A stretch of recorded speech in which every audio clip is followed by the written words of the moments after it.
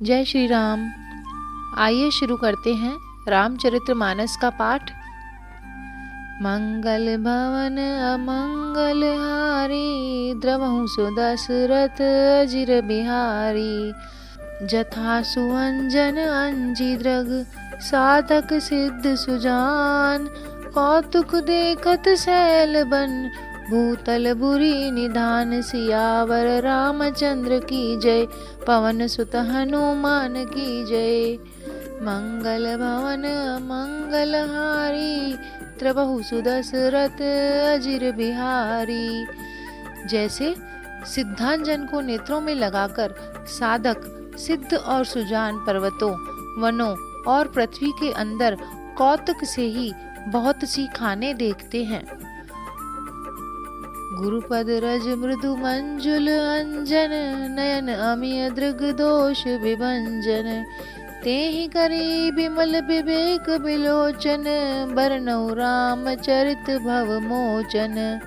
श्री गुरु महाराज के चरणों की रज कोमल और सुंदर नयनामृत अंजन है, जो नेत्रों के दोषों का नाश करने वाला है।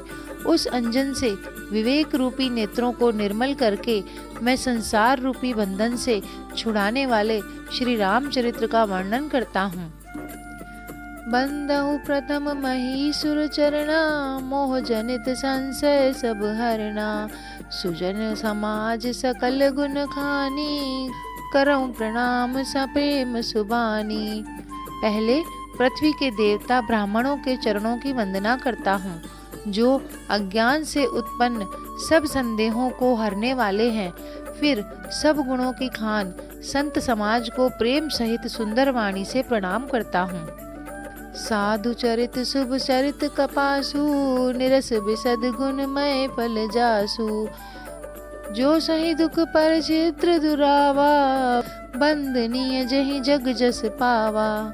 संतों का चरित्र कपास के चरित्र के समान शुभ है, जिसका फल नीरस विशद और गुणमय होता है।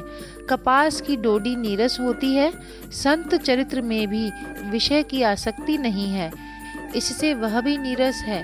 कपास उज्जवल होता है, संत का हृदय भी अज्ञान और पाप रूपी अंधकार से रहित होता है, इसलिए वह विशद है और कपास में गुण होते हैं। इसी प्रकार संत का चरित्र भी सद्गुणों का भंडार होता है, इसलिए वह गुणमय है। जैसे कपास का धागा सुई के किए हुए छेद को अपना तन देकर ढक देता है, अथवा कपास जैसे काते जाने और बुने जाने का कष्ट सहकर भी वस्त्र के रूप में परिणत होकर दूसरों के गोपनीय स्थानों को ढकता है, उसी प्रकार संत स्वयं दुख सहकर दूसरों के छिद्रों यानी दोषों को ढकता है, जिसके कारण उसने जगत में वंदनीय यश प्राप्त किया है।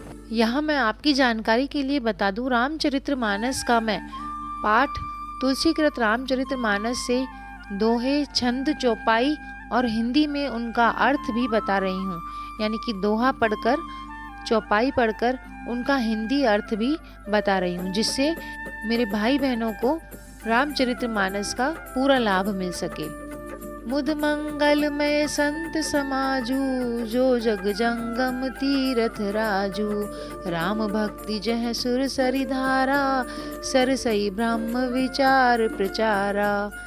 संतों का समाज आनंद और कल्याणमय है, जो जगत में चलता फिरता तीर्थराज प्रयाग है, जहाँ उस संत समाज रूपी प्रयागराज में राम भक्ति रूपी गंगा जी की धारा है और ब्रह्म विचार का प्रचार सरस्वती जी हैं। विधि निषेधमय कलिमल हरणी, करम कथा रविनंदिनी बरणी। हरिहर कथा विराजति बेनी, सुनत सकल मुद मंगल देनी। अर्थात विधि और निषेध, यह करो यह न करो रूपी कर्मों की कथा कलयुग के पापों को हरने वाली सूर्य तनया यमुना जी हैं, और भगवान विष्णु और शंकर जी की कथाएं त्रिवेणी रूप से सुशोभित हैं, जो सुनते ही सब आनंद और कल्याणों की देने वाली हैं। बटु विश्वास अचल निज धर्मा, तीर्थ राज समाज सुकर्मा। सब ही सुलभ सब दिन सब देशा, सेवत सादर समन कलेसा। अर्थात उस संत समाज रूपी प्रयाग में अपने धर्म में जो अटल विश्वास है वह अक्षयवट है, और शुभ कर्म ही उस तीर्थराज का समाज है। वह संत समाज रूपी प्रयागराज सब देशों में सब समय सभी को सहज ही में प्राप्त हो सकता है और आदर पूर्वक सेवन करने से कलेशों को नष्ट करने वाला है। अखत अलौकिक तीर्थ राऊ, देई सद्य फल प्रगट प्रभाऊ। अर्थात वह तीर्थराज अलौकिक और अकथनीय है एवं तत्काल फल देने वाला है, उसका प्रभाव प्रत्यक्ष है। मंगल भवन मंगल हारी, द्रवहु सुदशरथ अजिर बिहारी। सुनि समझहि जन मुदित मन, मज्जहि अति अनुराग। लहहि चारि फल अछत तनु, साधु समाज प्रयाग। सियावर रामचंद्र की जय, पवन सुत हनुमान की जय। मंगल भवन मंगल हारी, द्रवहु सुदशरथ अजिर बिहारी। अर्थात जो मनुष्य इस संत समाज रूपी तीर्थराज का प्रभाव प्रसन्न मन से सुनते और समझते हैं और फिर अत्यंत प्रेम पूर्वक इसमें गोते लगाते हैं, वे इस शरीर के रहते ही धर्म अर्थ काम मोक्ष चारों फल पा जाते हैं। मज्जन फल पेखिय तत्काला, काक होई पिक बकऊ मराला। सुनिया अचरज करे जनि, सुनिया अचरज करे जनि कोई, संत संगति महिमा नहीं गोई। अर्थात इस तीर्थराज में स्नान का फल तत्काल ऐसा देखने में आता है कि कौवे कोयल बन जाते हैं और बगुले हंस। यह सुनकर कोई आश्चर्य न करे, क्योंकि सत्संग की महिमा छिपी नहीं है।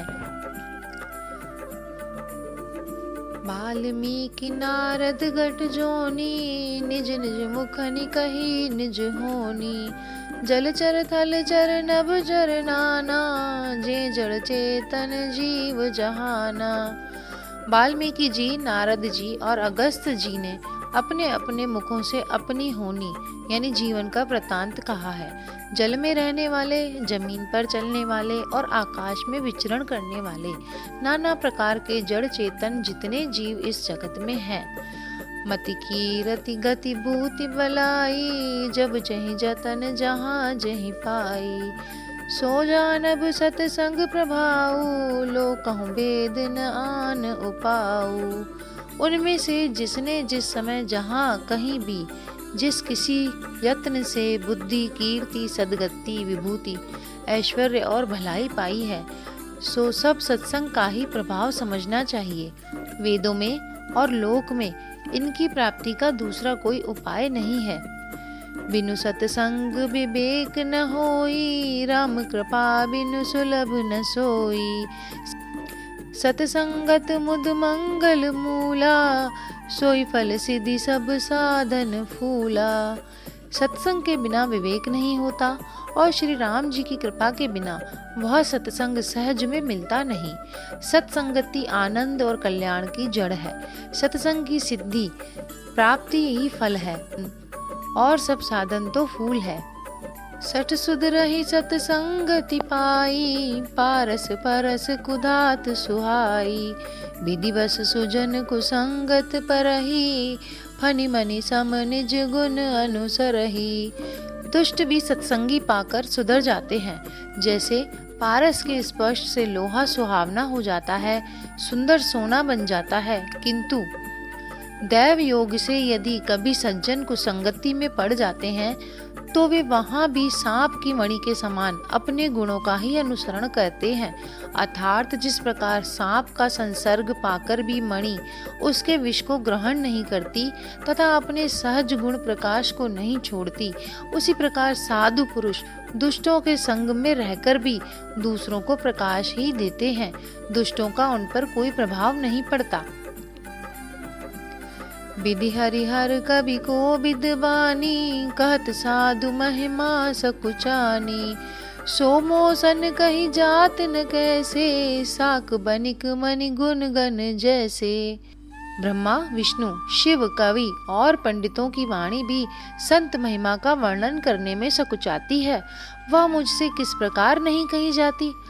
जैसे साग तरकारी बेचने वाले से मणियों के गुण समूह नहीं कहे जा सकते। मंगल भवन अमंगल हारी, द्रवहु सुदशरथ अजिर बिहारी।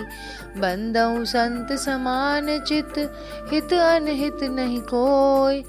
अंजलिगत शुभ सुमन जिमी, सम सुगंध कर दोय। सियावर रामचंद्र की जय, पवन सुत हनुमान की जय।